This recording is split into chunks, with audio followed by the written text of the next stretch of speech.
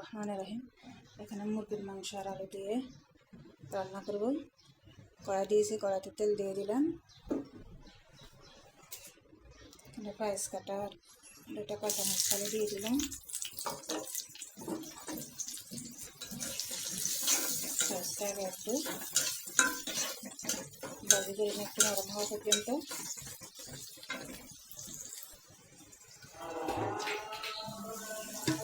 পেঁয়াজগুলো আমার একটু নরম হয়ে গেছে।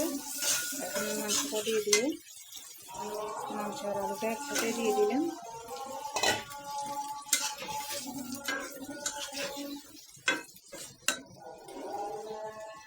হলুদের গুঁড়ো দিয়ে দিলাম।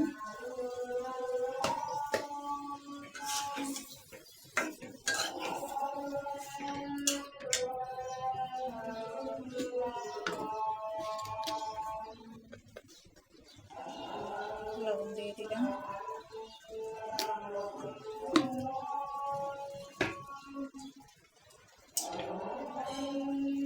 মরিচের গুঁড়ো দিয়ে দিলাম।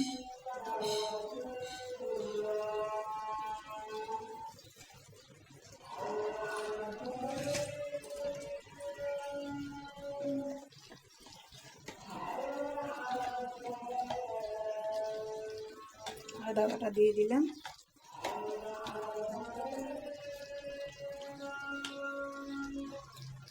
রসুন বাটা দিয়ে দিলাম। জিরা ধনিয়ার গুঁড়োটা একটু পরে দিব।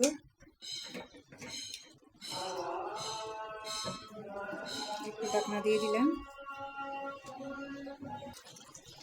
এখানে জিরার গুঁড়া ধনিয়ার গুঁড়া দিয়ে দিব।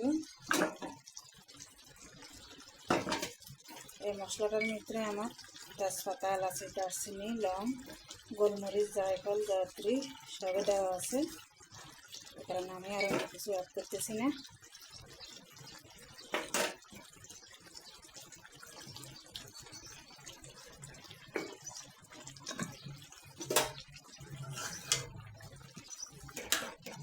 এই পানিটা আমার কষানো হয়ে যাবে, আর পানি দেওয়া লাগবে না।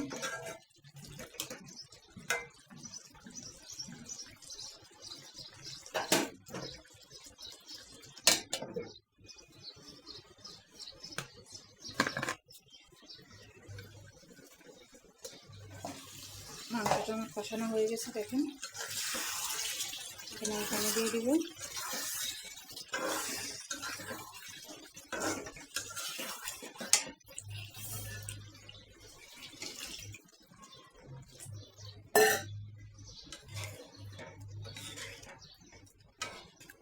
পানিতে হয়ে যাবে, লাগবে না। মাংসটাও আমার হয়ে গেছে, এখন নামানি। শাক ভাজি করব। কড়াই দিয়েছি, কড়াইতে তেল দিয়ে দিছি। তেলটা গরম হোক। এখানে আমি রসুন কুচি করে নিয়েছি, একটা পেঁয়াজ কুচি করে নিয়েছি, কাঁচামরিচ ফালি নিয়েছি। সব একসাথে এখানে দিয়ে দিলাম। একটু ভাজি করে নেব, তারপরে সব দিব। রসুন কাঁচামরিচ একটু ভাজি দিয়েছি, এখন আমি শাকটা দিয়ে দিব। শাক এখন আস্তে দিয়ে দিব।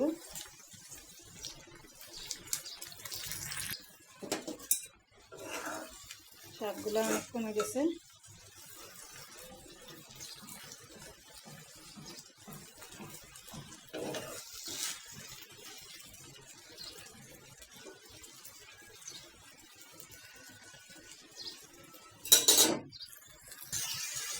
শাক ভাজিটা হয়ে গেছে, দেখুন।